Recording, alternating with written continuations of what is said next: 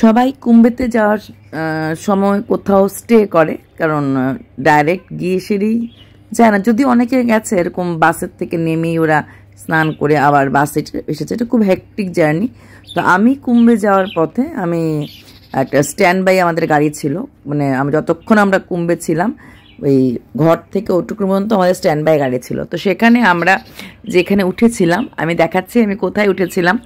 এখানে প্রথম দিন 1 ঘন্টার মতো ছিলাম, ডিনার করে স্নানটা করে বেরিয়ে গেছিলাম কুম্ভের দিকে। আর ফিরে এসে এখানেই উঠেছিলাম। আমি ভোরবেলা একটু লাইভও করেছিলাম দেখানোর জন্য যে আমি কোথায় আছি এই মোমেন্টে। তো ফিরে এসে আমরা এখানে নাইট স্টে করেছি, এখানে ছিলাম। ভীষণ সুন্দর জায়গা, প্রয়াগরাজের যেতে পথেই পড়ছে আমাদের। তো এইখানে আমি ছিলাম। আর এই দেখো কত রকমের ফুল, কত সুন্দর রাস্তা। সত্যি প্রয়াগরাজে যেতে পথে অনেক কিছু দেখলাম যেগুলি খুব মানে বেশ সুন্দর। আমার কোনো আইডিয়া ছিল না প্রয়াগরাজ সম্বন্ধে।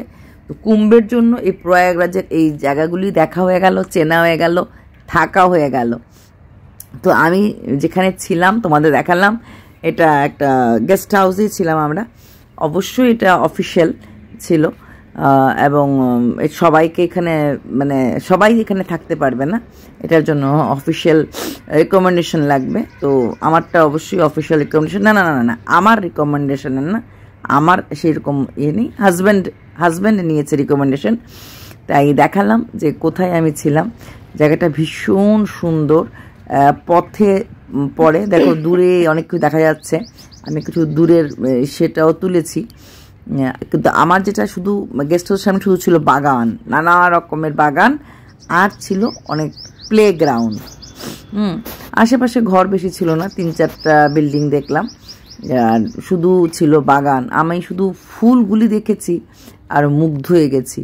আর গেস্ট হাউসের প্রত্যেকটা যে মানে বয়রা ছিল বা ওয়েটাররা ছিল বা যে ভাইরা ছিল, এটা সত্যি খুব ভালো ছিল।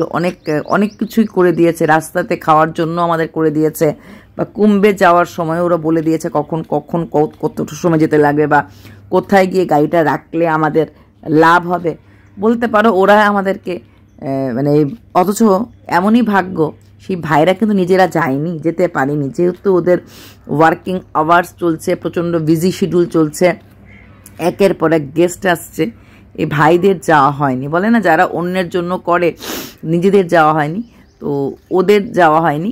কিন্তু ওরা জানে যেহেতু প্রচুর লোকরা যাচ্ছে আসছে, কথা বলছে, মানে কোথায় গেছে কোথায় রয়েছে, তো ওরা এটা দেখেছে।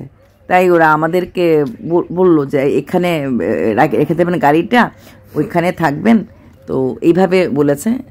আমি সত্যি কথা বলতে আমার কুম্ভর যাওয়াটা ভীষণ আরামদায়কভাবে গেছি, আমাদের কোনো সেরকম কষ্ট হয়নি। কুম্ভের ভেতরে যাওয়ার পর আমি স্নান করার পর আমাদের প্রায় স্নান করতে করতে 11টা বেজে গেছিলো। তারপর যখন ফিরে আসছি তখন অনেকটা হাঁটতে হয়েছে। আর তখন মাথার উপরে সূর্য দেবতা ছিল, প্রায় 12টা 12:30 বেজে গেছে। তো ওই যে গরমটা, পুরো রোদটা, আর রোদে আমি একদমই হাঁটতে পারি না। রোদে কেন, আমি নর্মালি আমি খুব একটু বেশি হাঁটতে পারি না। ওই সময়টাতে আমার একটু টায়ার্ডনেস, সেটা শুধু আমার পরিবারের মধ্যে শুধু আমারই লেগেছে, আমার হাজব্যান্ড বা আমার ছেলে মেয়ে কারোর সেরকম টায়ার্ডনেস হয়নি, কিন্তু আমি হাঁটতে পারছিলাম। ওরা তো গ্রুম করে চলে আসছিলো। এই দেখো এটা হাইওয়ের মধ্যেই এই গেস্ট হাউসটা, আশেপাশে আরও 1-2টো গেস্ট হাউস আছে। তো আমার শুধু আমারই কষ্টটা হয়েছে, কারণ আমি হাঁটতে একদমই পারি না। আর তাতে ওইটুকুন হাঁটাতেই মানে যেহেতু গরম ছিল, আমার ফোসকা পড়ে গেছিলো পায়ের মধ্যে। পরে বিষয় সঙ্গে সঙ্গে রাত্রে ঘরে আসার পর আবার ঠিক হয়ে গেছে। হ্যাঁ, তো ওই টাইমটার সময় ছিল, এতক্ষণ একটুখানি হেঁটেছি। তারপর আর যেই ঘরে ঢুকে পড়লাম, স্নান করে নিলাম, ঘরে এসে ব্যাস সুস্থ হয়ে গেলাম।